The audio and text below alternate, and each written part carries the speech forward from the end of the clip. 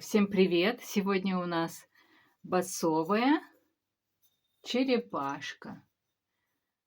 Пузико вот такое красивое у нее. Лапки тоже вот бусинками украшены.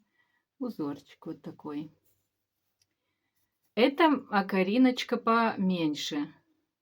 А есть окарина побольше. Вот такая. Вот она даже в камеру.